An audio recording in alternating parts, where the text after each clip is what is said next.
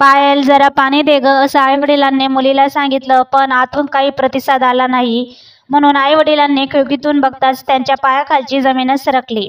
चला तर मग पायलसोबत असं काय घडलं जाणून घेण्यासाठी आताच आमच्या मराठी न्यूज चॅनलला सबस्क्राईब करा. छत्रपती संभाजीनगरात एका नर्सिंगच्या विद्यार्थिनीने आपल्या आयुष्याची अखेर केल्याची धक्कादायक घटना घडली. घरी कोणी नसताना या तरुणीने हे टोकाचं पाऊल उचलल्याची माहिती आहे.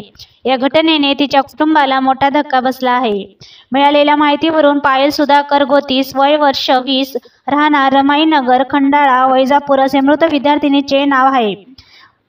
पायल ही रमाईनगर येथे कुटुंबासह राहत होती. घरात आई वडील, आजी आजोबा आणि 3 बहिणी असे राहत होते. पायल वैजापूर येथील Kadam school of JNM nursing कॉलेजमध्ये प्रथम वर्षात शिक्षण घेत होती. दरम्यान 8 सप्टेंबर रोजी पायलचे आई वडील छत्रपती संभाजीनगर येथे कामानिमित्त गेले. त्यावेळी पायल घरी एकटी होती. तिने दुपारच्या सुमारास आई वडिलांना कॉल केला. तुम्हाला घरी येण्यास किती वेळ लागेल असं तिने विचारलं. तेव्हा आम्ही लवकरच येतो असे त्याने सांगितलं. तेव्हा आई वडील घरी आले. लेकीला पाणी आण असं सांगितलं, मात्र आतून प्रतिसाद आला नाही. तेव्हा खिडकीतून बघितलं असता त्यांची पायाखालची जमीनच सरकली. पायलने ओढणीच्या सहाय्याने छताला गळफास घेतला. या घटनेमुळे आईवडिलांच्या पायाखालची जमीनच सरकली.